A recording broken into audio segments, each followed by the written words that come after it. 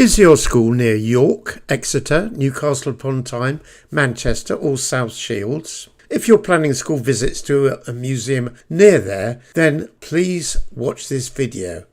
It's of great interest to all because the organisation is going to spread. We thank Jemima Montague, Director, for helping us to navigate the resources that Time Odyssey provides. Free. Jemima, thank you very much indeed for joining us on the NAPE YouTube site this morning. We're delighted you can join us because we want to find out all about Time Odyssey. So my very first question is, what does Time Odyssey seek to achieve with primary schools? Time Odyssey is a free learning adventure for children to play in museums to help them discover our national collections, feel at ease in a museum setting, enjoy their school outing, and discover collections with a great sense of fun. It's about transforming the school trip into a fun digital adventure. Right. Is this done in the school or is it when they get to the museum? So Time Odyssey is a programme that has been co-developed between Art Explora and the British Museum. Yeah. And we've worked with schools and over 500 school children to co-design and create this programme, actually over 3 years. It piloted last year in 2024. And the aim is to bring children from schools into museums on a sort of transformative school trip experience. So we're working with 5 museums across the UK, which include the Yorkshire Museum in York, North East Museums, Royal Albert Memorial Museum in Exeter, and Manchester Museum. And we piloted the programme where they invite schools to come on a free Time Odyssey experience, and we pay full transport costs for schools, and the whole programme is completely free. Wow. That's amazing. You didn't mention any London museums, although you're working with the British Museum. Well, we've been working on developing with the British Museum and testing with them, but of course they're in London where transport is free. And it's so much easier for schools to reach museums in London. So it's really not about London, it's about reaching schools that are further off from museums, particularly those affected by rural isolation, areas of socioeconomic deprivation. So we're really looking at trying to reach schools and communities who are not visiting museums and haven't, had the chance to take up that opportunity. Yes, I suppose it can be used in 2 ways, experience at the school or as a sort of preliminary introduction to the museum before they go to a museum. Well, there is actually a video, a kind of intro video to get the kids into the game sort of experience and to meet the characters. And that's often played in the classroom before they go on the trip.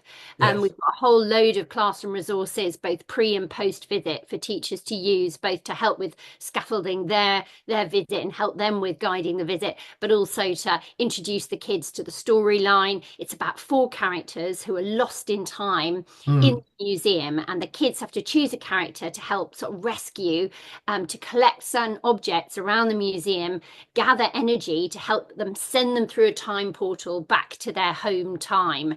And we've got these lovely 4 characters. We've got Revna, who's a Viking, Cheng from ancient China, Felix, who's a Roman Briton, and Hori from ancient Egypt. And of course, all these time periods are in the Key Stage 2 curriculum. It's all been very, very carefully designed around Key Stage 2, but many of the soft skills built in as well with cross transhistorical kind of thinking about, we've got things to do with environment and nature. We've got themes related to power and what power means. And so we're really, and we're encouraging sort of skills like teamwork as well. So it's really been carefully thought through with input from teachers at every stage.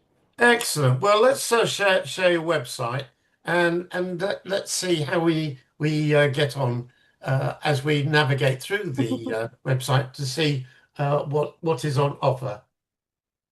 So this is a good starting point. This is our homepage.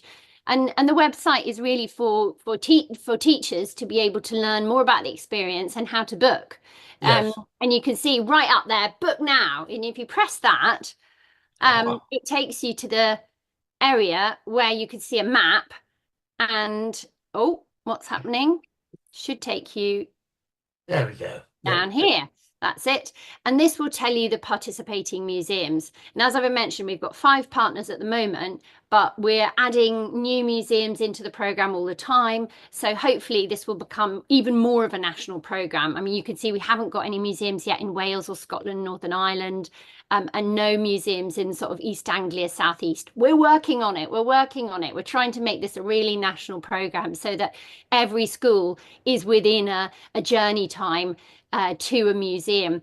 And actually, what we've Right. found is that many schools are traveling really quite long distances to reach their museums. So we've had schools traveling 60 miles each way, an hour and a half in the coach. And because we're Mm. paying for the coach, this makes it possible for schools to afford, a really full day out, a proper adventure.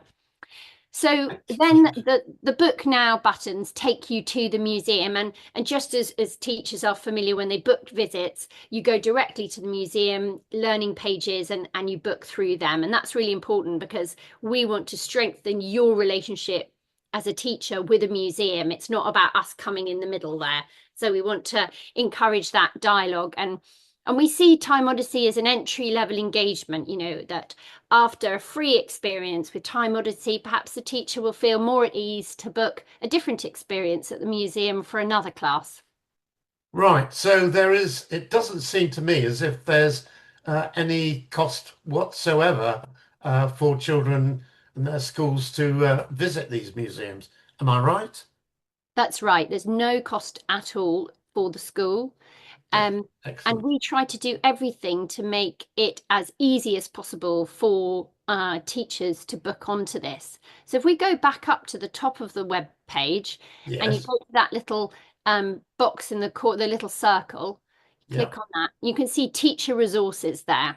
Now, Yeah. this is a full page with different resources to help support the visit, including a special video to help you navigate the app itself.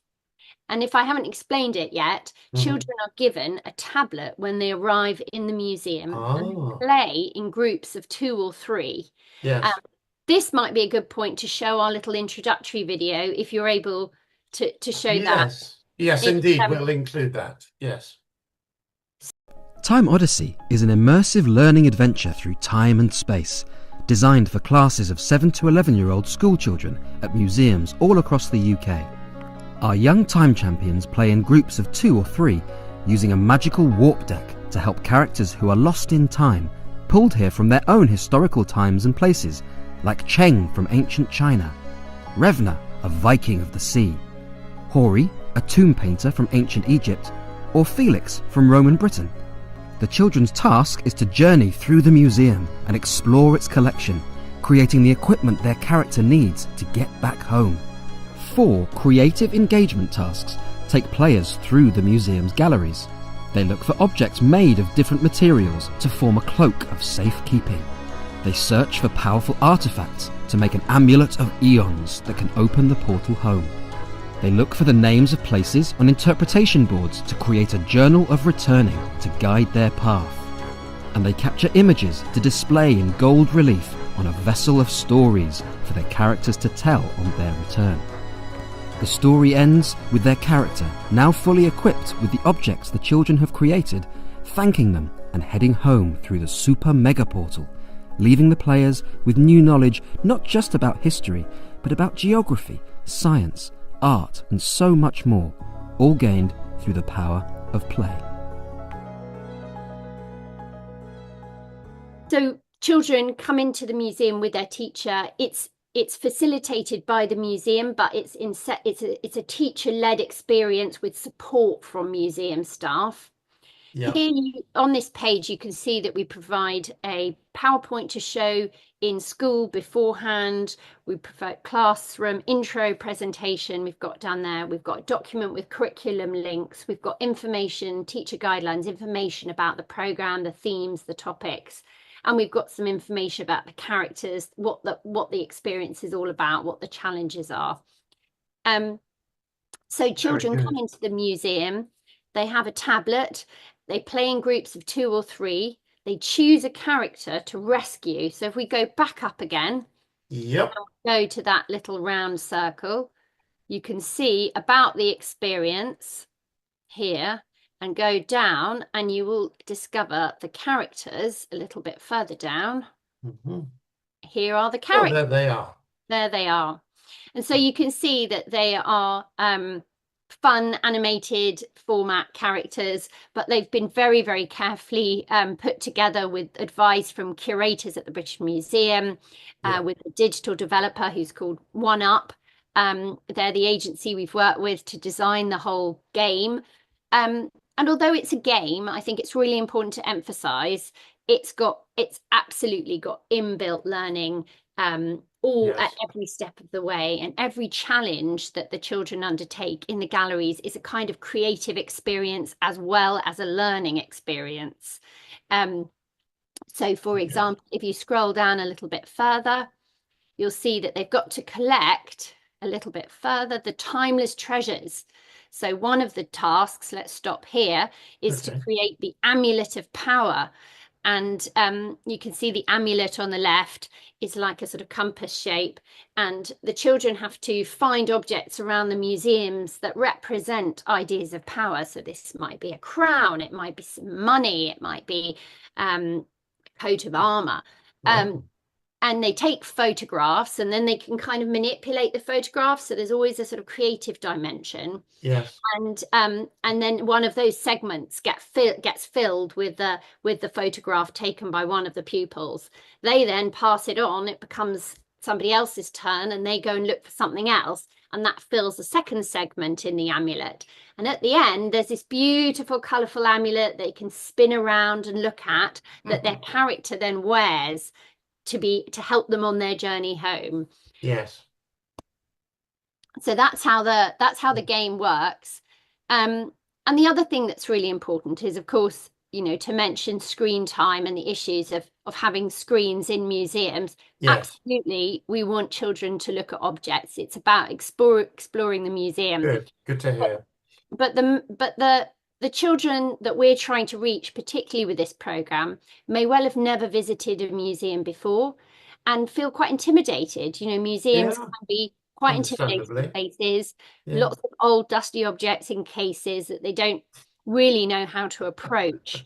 The idea is that with a tablet in their hands, and as we know, children today are very familiar with navigating around digital devices. Oh, better than us. Yes. Much better than us. They have a sort of prop in their hands. They feel a sense of confidence. They feel empowered, and they're leading their own journey around the museum. This isn't teacher telling you to find this, do that. They've got an adventure, and they've got a quest to fulfill. And so they feel a sense of sort of confidence, just to have this sense of purpose. And we've heard this again and again from our evaluation from teachers. And then the other important thing is we've found is they spend longer in front of objects. Yes. Longer looking, longer extracting details, reading labels, finding information from labels, because it's part of the game. So in actual fact, compared to many normal school trips, which, are fun because they're a school trip, right? Yes. This gives children a sense of sort of empowerment in a space they're unfamiliar with, a sense of purpose, and a reason to look at things differently. And that's really, really, we're very pleased with that outcome, because that's really what we wanted to achieve in the way of sort of transforming the traditional school trip. Great, that's fantastic. Now tell me, let's take the position of the teacher. There's the teacher thinking, well, I'd like to go to one of these museums, and how do I go about it? Well, go on the website, book the museum that the teacher wants to go to, because maybe the teacher's been already and it's fulfilling that part of the curriculum, comes back and books it. What happens next? So you booked the experience. You then, if you want to apply for transport grant, either the teacher or the administrative office will fill out an online form that's also on the website. Right. And then we would get the details of the school.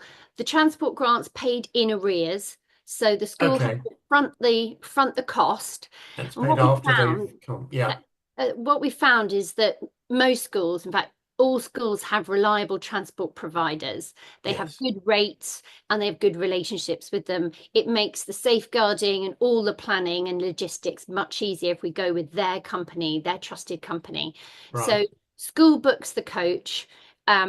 They've filled out the details, told us when they're going, Yes. and we will pay the coach fee within 30 days after their visit. That's great. So they booked the coach.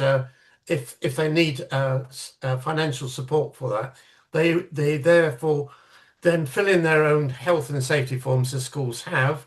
They go to the museum, and when they get to the museum, the children are then given tablets. Is that right? That's right. And I just And the want to program mention is on there. that's right. So important to mention that schools are eligible for up to £1,500 per year for transport. Oh That gosh. covers potentially either 2 visits per year or potentially 3 coaches for a big 3-class group. Mm.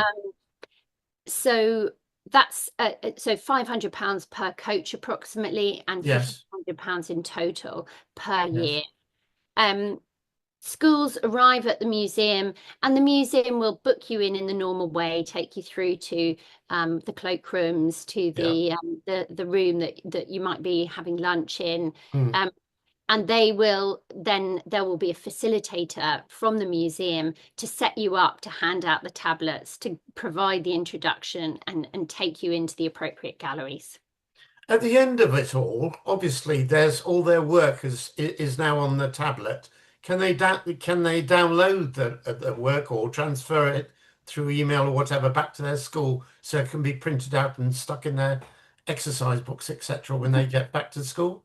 Well, we'd love them to be able to stick things in their exercise books, but they're going to have to do that by one of the teachers or parents accompanying the visit, taking screenshots and Oh, photos so it's with their own screenshots. camera. Because Right. in There's no terms of facility for it. safeguarding, it's Yeah.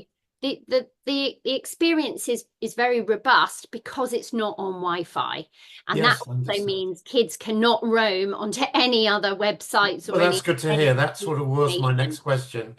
That's So right. so even with a USB, they can't download their work that they've done, the medallion and everything like that. It's just It has it's to a be done by game. screenshots. That's right. It has to be done by screenshots, and it's just been really important for us that the device is not connected to the internet. It's No, not I understand and that. No, no, no. Wi-Fi is very unreliable in museums anyway, so we couldn't Yes, rely on all of that connectivity working. And yeah, there's a place on the website where we're really keen for schools yes. to upload their pictures, upload their timeless treasures, and then perhaps any classwork they do after the experience. Oh, look at all these images of them working away there. So Oh, there's some examples of kids' work that's been yeah. submitted after the experience. And you can submit your images there. That's Right. right. Well, that's brilliant. Thank you very much. Have you more or less covered Time Odyssey and the way it works I for us? think you've covered it, and I suppose the important thing is to say why, and I guess that's well known to any teachers watching this, is of course that access to museums is very patchy across the UK. Um, Yes. and in areas that all the research that we've seen shows that in areas of high geographic or socioeconomic deprivation, there's just Mm. much less access for kids to museums. So this program targets specifically kids and schools with high numbers of pupil premium, high numbers of Yes. school meals, Yeah. and we're also trying to tackle rural isolation. And this is also really important because we're seeing that many schools are not benefiting from the enrichment and curriculum enhancement that can be that children can benefit from by visiting Absolutely. museums. Well, that's brilliant. Thank you very much indeed. Let me just stop the share for a minute so we can get back. And can I thank Time Odyssey and yourself, Jemima, for spending a little bit of time with us today. And good luck with this project. It sounds absolutely fantastic, and I hope it spreads throughout the UK. Thank you very much indeed. Thank you for having me, and I really hope to welcome many, many more teachers and children on Time Odysseys very soon. Good, excellent. Bye for now.